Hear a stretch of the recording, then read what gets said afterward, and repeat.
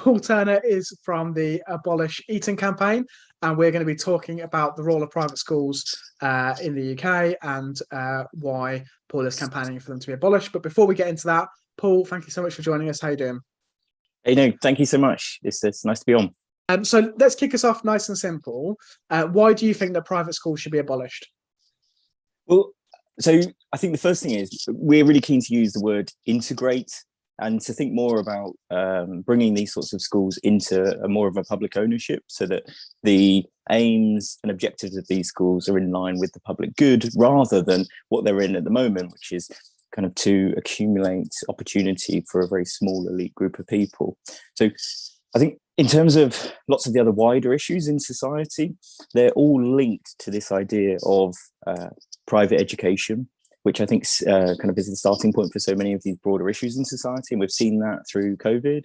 We've seen that in terms of politics, but also this links as well to broader ideas of sustainability in terms of environmental resource. These sorts of schools use so much more resource. They're so much more extractive than other types of education kind of institutions.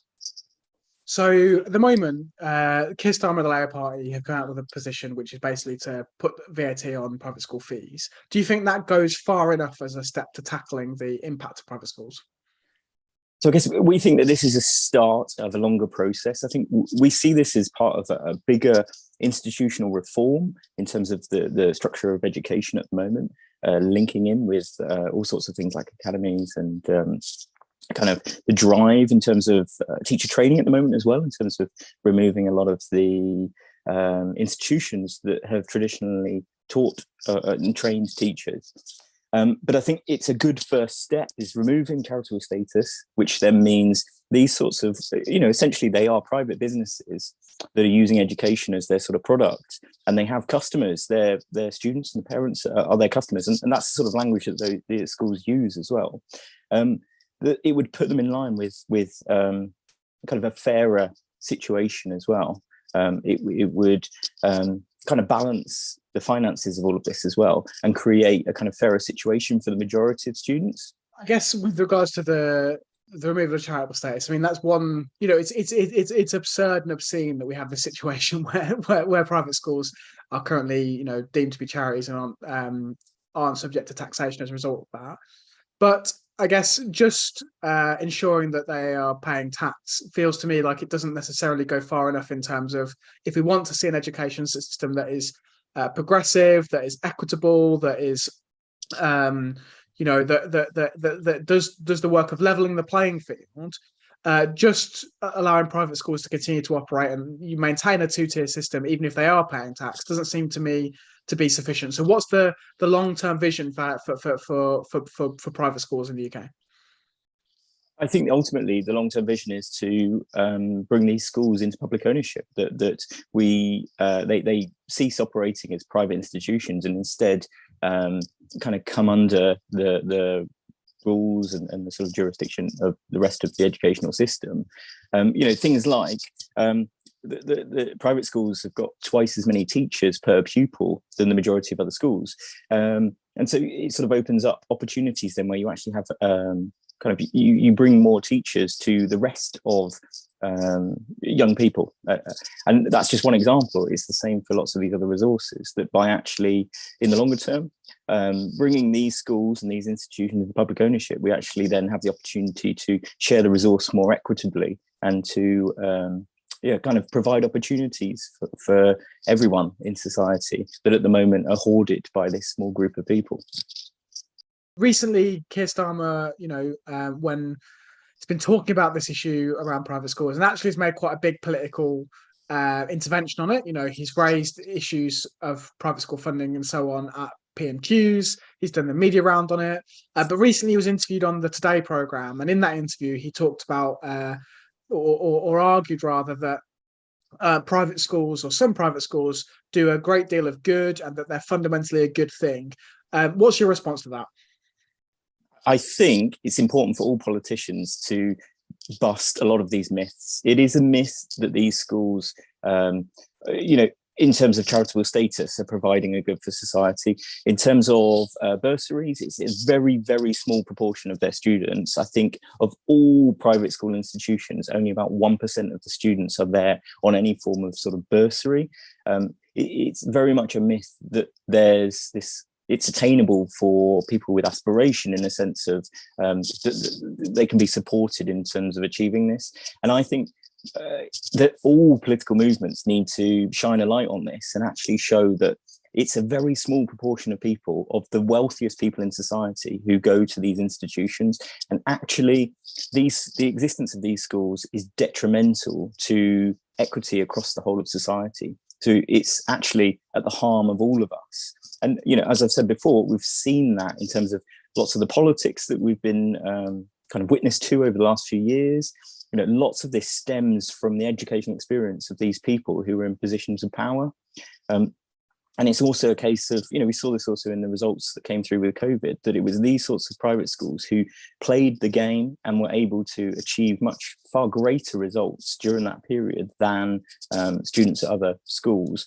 And so the sooner that we can kind of remove those inequalities and remove those barriers for the majority of society, it would create a far greater kind of fairness within society. So the role of private schools is just one of the kind of big problems and issues that we have in our education system at the moment.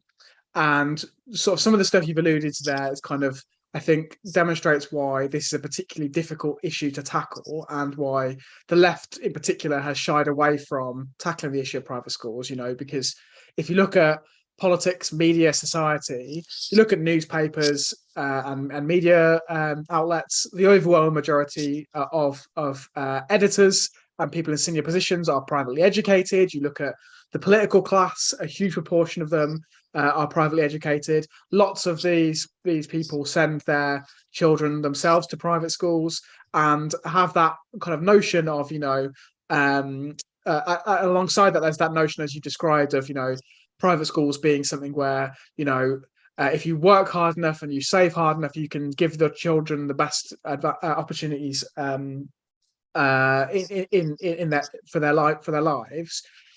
And that's a really hard narrative to break down. It's really hard when you've got the, you know, the entirety of the media being dominated by those people, because they will push back. And we've seen, you know, the front page of the Daily Mail the day after Keir Starmer's announcement was an attack on the policy of taxing private schools. So in terms of fixing our education system, why is it that you're focused specifically on this issue of private schools, rather than what some would argue would be, say, a more winnable demand, like, for example, getting the Labour Party to shift its position and commit to ending the project of on programme of academisation of public schools, well, I mean, public state schools? Well, so I think definitely we see this as part of a big jigsaw of reform within the educational sector. You know, we're a group of teachers who have vast experience in a whole variety of different locations. And I think we all understand that the current situation with the state sector is not ideal. And there's big reform that needs to happen, like I was sort of saying before about teacher training, but also in terms of Ofsted and the way that schools are held accountable, that this is part of that bigger jigsaw. I think the reason we're so focused on it is because we feel that this is a really divisive issue, and that it's important that the rest of society understands the role that these sorts of institutions play, rather than, just as you've said, those sorts of the myths and the stories that we're sold, partly through this idea that so many people within the media and politicians either went to these institutions or that their children go to them. So they're sort of invested in the opportunities that are hoarded within these locations. You know, it pays for them to retain the status quo because it means that their families and their children benefit from this system. What we need to expose is the idea that actually for the majority of people, it would be beneficial, it would be an overriding benefit for society if these institutions didn't exist, and actually that the opportunities were more fairly shared across society. I think the other one I wanted to emphasize as well is this is important in terms of achieving environmental sustainability. That the families and the children who go to these schools live lifestyles that are some of the most kind of polluting in terms of their cars they own and the holidays they take. And it's the same for the schools in terms of the trips that they organize. It's such extravagance and so much emissions in terms of carbon and impact on the environment that actually it would be beneficial in terms of challenging and breaking down the climate and nature crisis if these students experienced life with the majority and understood how privileged and how exceptional their lifestyles are. And actually by having greater mixing within society, those sorts of problems would start to be unpicked as well. It would expose those because they wouldn't then live in these bubbles where they experience really extreme lifestyles, and instead they'd see how the rest of society lives and how the majority of people are. We've got some great questions that have come in from the chat, which I'm going to come to now. So Steve C asks, what can we learn from the Nordic approach to state education, which has a tiny amount of fee-paying schools, but also maintains very high educational standards? Yeah, I think it's important we do look globally at the picture. There's far greater, even you only need to look into Scotland, you look into Wales, the picture is quite drastically different in terms of the proportion of these schools. We can learn so much. I think obviously there's a caveat to say when you're comparing the educational structures, sort of systems of different countries, there's other background reasons and sort of stories to tell in that. But particularly in terms of the Nordic countries, we know that there's so much that we could learn in terms of kind of a high level of tax and kind of better funded public services. And that's something I think that is part of this jigsaw as well. And we've got another question from Oolong, who asks, would it be possible to preserve a real diversity of education provision without privately funded schools? I think the thing that we're campaigning for is the idea that it shouldn't matter your kind of the geography of where you live. It shouldn't matter in terms of your income. The educational opportunities and the experience that you have as a student should be the same as someone in another part of the country. And what's stark at the moment, and we've sort of kind of alluded to that as well, is that idea that within one street you can have children who are going to a school where the educational resource and the amount of money going towards their schooling is maybe 3-4 times that of someone at the other end of the road. I think there's a danger when we start to go into this idea that we should have very specialized schools and that then from a young age we should tailor them.